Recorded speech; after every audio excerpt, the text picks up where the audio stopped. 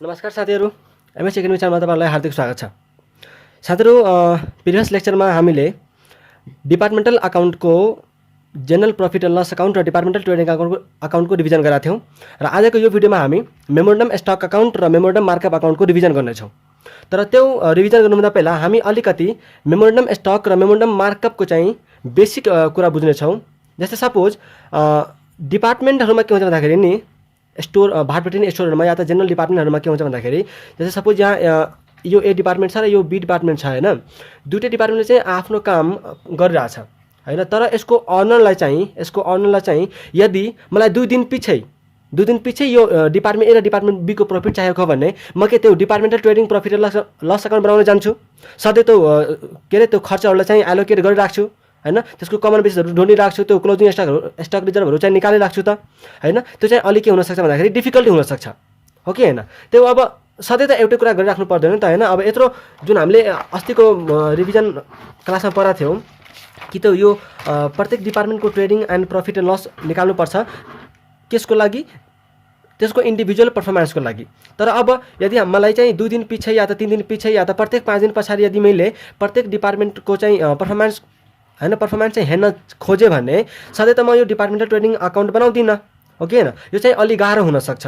So त्यो गाह्रो भएको कारणले हामीलाई अर्को एउटा त्यसलाई चाहिँ अल्टरनेट भनौँ हैन, अल्टरनेट छ हामीसँग, जुन तरिकाले चाहिँ हामीले यो मेमोरेन्डम स्टक अकाउन्ट बनाएर र मेमोरेन्डम मार्कअप अकाउन्ट बनाएर हामीले 2 दिन पछि या त 3 दिन पछि गरेको ट्रान्जेक्सनको प्रॉफिट निकाल्न सक्छौँ भनेपछि हामी अपडेट हुन सक्छौँ कि मेरो डिपार्टमेन्ट ए या त डिपार्टमेन्ट बी को या त प्रत्येक डिपार्टमेन्टको कति प्रॉफिट चाहिँ कमाइरहेछ 4 दिनमा, 5 दिनमा, 10 दिनमा, त्यो चाहिँ अपडेट भएर हुन्छौँ यो डिपार्टमेन्ट मेमोरेन्डम स्टक र मेमोरेन्डम मार्कअप अकाउन्ट बनाएर।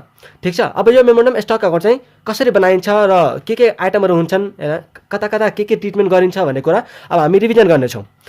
फर्स्टमा मेमोरेन्डम स्टक अकाउन्टमा चाहिँ सबभन्दा पहिला के याद राख्नु भन्दाखेरि कि मेमोरेन्डम स्टक अकाउन्ट जहिले पनि सेलिङ प्राइस या त मार्केट प्राइस या त इन्भोइस प्राइसमा बनाइन्छ।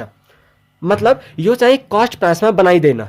के याद राख्नु पर्यो कि मेमोरेन्डम स्टक अकाउन्ट जहिले पनि सेलिङ प्राइस भनेको के कस्ट प्लस केही मार्जिन थप्या हुन्छन्। सेलिङ प्राइस भनेको कस्ट प्लस केही मार्जिन चाहिँ थप्या हुन्छन्, त्यसलाई चाहिँ सेलिङ प्राइस भन्छौँ। त्यस्तै मार्केट प्राइस, मार्केटमा कुन प्राइस चलिरहेछ या त इन्भोइस प्राइस भनेको पनि त्यही हो, cost price plus certain profit margin चाहिँ एड गरेर हुन्छन्।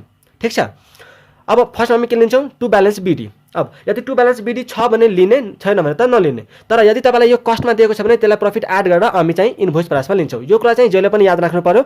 यदि यताको आइटमको मेमोरेन्डम स्टकको आइटमको यदि तपाईँलाई कस्टमा दिएको छ भने तपाईँले त्यसलाई चाहिँ इन्भोइस प्राइसमा कन्भर्ट गरेर अनि बल्ल चाहिँ तपाईँ यता लेख्नुहुन्छ, र या त तपाईँलाई यदि इन्भोइस प्राइसमै दिएको छ भने जस्ताको त्यस्तै चाहिँ यहाँ हालिदिए केही फरक पर्दैन।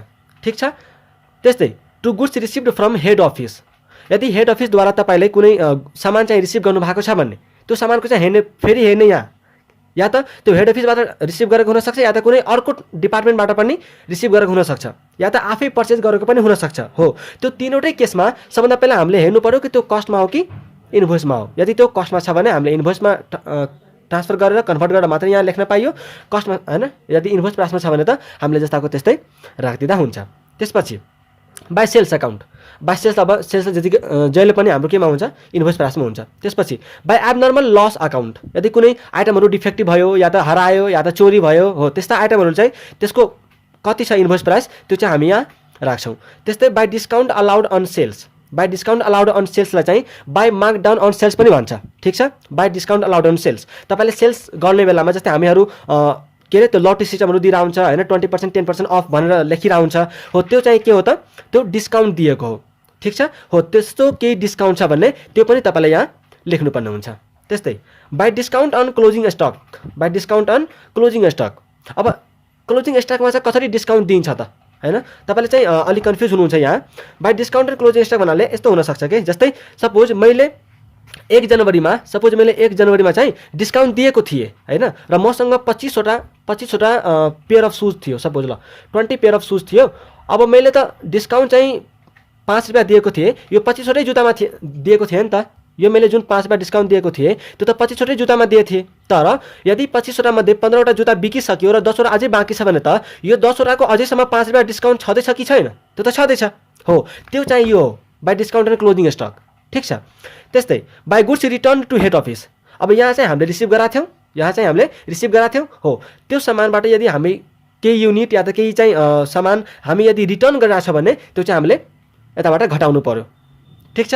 त्यस्तै बाई ब्यालेन्स सिडी भनेको अब यदि क्लोजिङ स्टक तपाईँलाई क्वेसनमै दिएको छ भने त जस्ताको त्यस्तै लेख्न सकिने हाल्यो, तर यदि छैन भने यो चाहिँ तपाईँलाई ब्यालेन्सिङ फिगरमा आउँछ।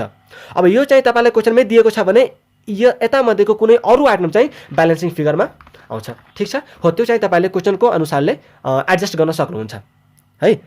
अब यो चाहिँ भयो हाम्रो के मेमोरेन्डम स्टक अकाउन्ट। त्यसपछि हामी के बनाउँछौँ मेमोरेन्डम मार्कअप अकाउन्ट। अब सिम्पली मेमोरेन्डम मार्कअप अकाउन्ट भनेको के हो नि भन्दाखेरि यता जति पनि आइटम मेमोरेन्डम स्टक अकाउन्टमा जति पनि आइटम हामीले इन्भोइस प्राइसमा राखेका थियौँ नि हो, त्यो सबै इन्भोइसमा राखिएको त्यो सबै आइटमको जति हामीले प्रफिट मार्जिन एड गरेका छौँ त्यही मार्जिन हामीले यता राखिदियो भने त्यो हाम्रो मेमोरेन्डम मार्कअप अकाउन्ट बन्छ। ठिक छ। जस्तै सपोज यहाँ हामीले टु ब्यालेन्स बिडी भनेर यहाँ केही न केही आइटम त राख्यौँ होला होइन।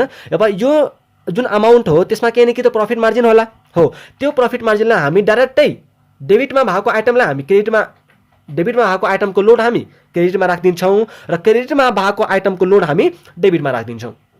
अब सबैको लोडै हुन्न, सबै कुरामा चाहिँ हामीले लोडै राख्नुपर्छ भन्ने पनि छैन। जस्तै यहाँ तपाईँ मेमोरेन्डम मार्कअप अकाउन्टको फर्मेट हेर्नुहोस्। फर्स्टमा यहाँ के लेखा छ त टु डिस्काउन्ट अन सेल्स।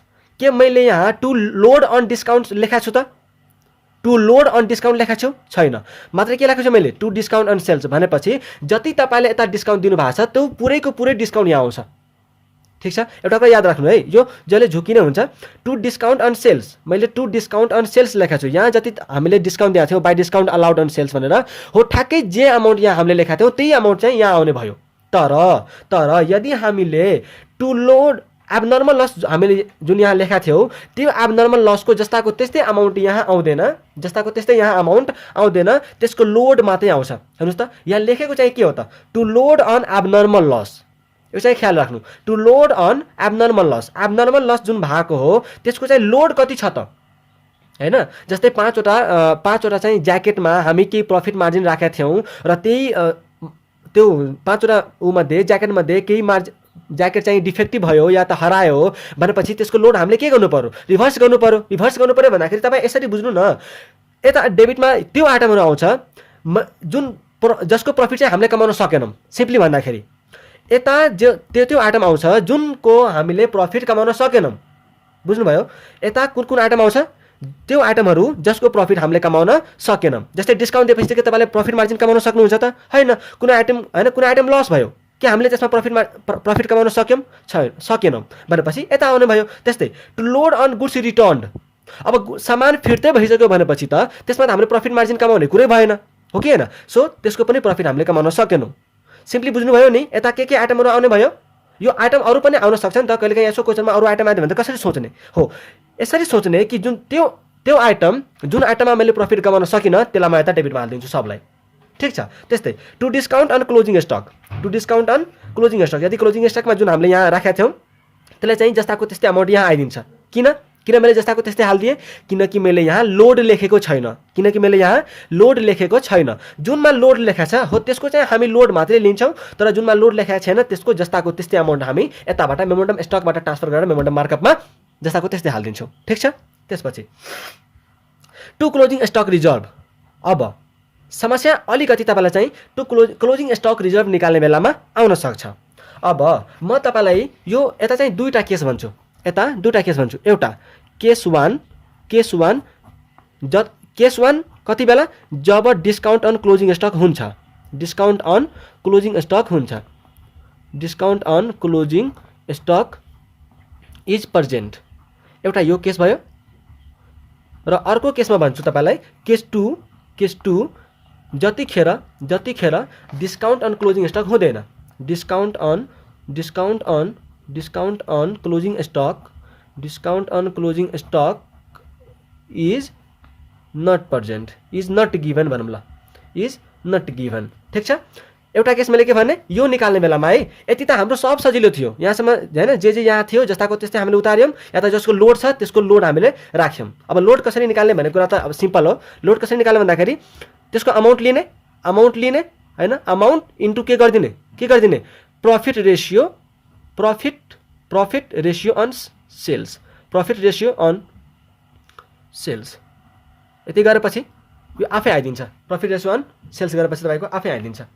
अब हामीले के कुरा गरिरहेका थियौँ, क्लोजिङ स्टक रिजर्भ चाहिँ कसरी निकाल्ने, यसको हामीले दुईटा केस लेख्यौँ। एउटा केस जतिखेर डिस्काउन्टेड क्लोजिङ स्टक हुन्छ हैन, क्वेसनमा दिएको छ, र अर्को केस जुन केसमा क्लोजिङ स्टकमा डिस्काउन्ट दिएको हुँदैन। अब फर्स्टमा हामी यसका कुरा गरौँ। यो चाहिँ अलिक सिम्पल भयो। डिस्काउन्ट एन्ड क्लोजिङ स्टक यदि छैन भने त सिम्पली तपाईँ क्लोजिङ स्टक रिजर्भ कसरी लेख्न सक्नुहुन्छ भन्दाखेरि CSR मैले भने closing stock reserve is equal to closing स्टकको अमाउन्ट लिने, सिम्पली क्लोजिङ स्टकको अमाउन्ट लिने इन्टु जुन हामीले यहाँ गरेका थियौँ अहिले प्रॉफिट रेशियो अन सेल्स हो, ठ्याक्कै त्यही गरे हुन्छ, ठ्याक्कै त्यही गरे हुन्छ। ठिक छ, प्रॉफिट रेशियो अन सेल्स, तर प्रॉफिट रेशियो अन सेल्स भयो यसरी। यो कतिखेर यसरी कति हैन, यो चाहिँ यो मेथड चाहिँ कतिखेर फलो गर्ने, जब हामीलाई डिस्काउन्टेड क्लोजिङ स्टक क्वेसनमा दिएको छैन। तर यदि क्वेसनमा डिस्काउन्टेड क्लोजिङ स्टक छ भने त्यतिखेर हामी के गर्छौँ, पहिला हामी यो क्लोजिङ स्टकको अमाउन्टलाई यहाँ हेर्नु है, यो क्लोजिङ स्टकको अमाउन्टलाई यहाँ जुन मैले उ गरिरहेको छु, यो क्लोजिङ स्टकको अमाउन्टलाई अनि यो जुन हाम्रो डिस्काउन्ट हामीले दिएछौँ त्यसलाई पहिला ग्रसअप गर्छौँ। के गर्छौँ, ग्रसअप गर्छौँ भनेपछि सिम्पली बुझ्नु, पहिला हामीले डिस्काउन्ट अन क्लोजिङ स्टक जुन हाम्रो छ त्यसलाई र क्लोजिङ स्टकको अमाउन्टलाई हामी ग्रसअप गर्छौँ। ग्रसअप भनेको त्यसलाई एड गर्छौँ। ठिक छ, पहिला हामी के गर्छौँ, डिस्काउन्ट प्लस क्लोजिङ स्टकको अमाउन्टलाई एड गर्छौँ। यो जोडिसकेपछि यो कम्बाइन्ड अमाउन्टमा, यो जोडेको अमाउन्टमा के गर्छौँ, क्लोजिङ स्टकको रिजर्भ निकाल्छौँ। बुझिराख्नु भएको छ नि। पहिला हामीले के गर्छौँ, डिस्काउन्टलाई जतिखेर क्वेसनमा डिस्काउन्ट दिएको छ भने त्यतिखेर हामीले डिस्काउन्टलाई प्लस क्लोजिङ स्टकलाई एड गर्छौँ अनि त्यसको चाहिँ क्लोजिङ स्टक रिजर्भ निकाल्छौँ। कसरी निकाले यहाँ हो, यहाँ जुन हामीले फलो गरेका छौँ फर्स्ट मेथडमा सिम्पलवाला हो, ठ्याक्कै त्यही तरिका छ। तर यहाँ अलिक फरक के पर्दियो भन्दाखेरि यहाँ हामीले डिस्काउन्ट पहिला ग्रसअप गर्नु पर्यो अनि बल्ल हामीले यही फर्मुला लगाएर हामी यहाँ निकाल्छौँ। ठिक छ, अब यहाँ जुन अमाउन्ट आउँछ, सपोज यो एक्स अमाउन्ट आयो, यो एक्स अमाउन्टबाट यहाँ डिस्काउन्टेड क्लोजिङ स्टक त छ अझै पनि, किनकि हामीले डिस्काउन्टेड क्लोजिङ स्टक प्रेजेन्ट भएको बेलाको कुरा गरिरहेका छौँ।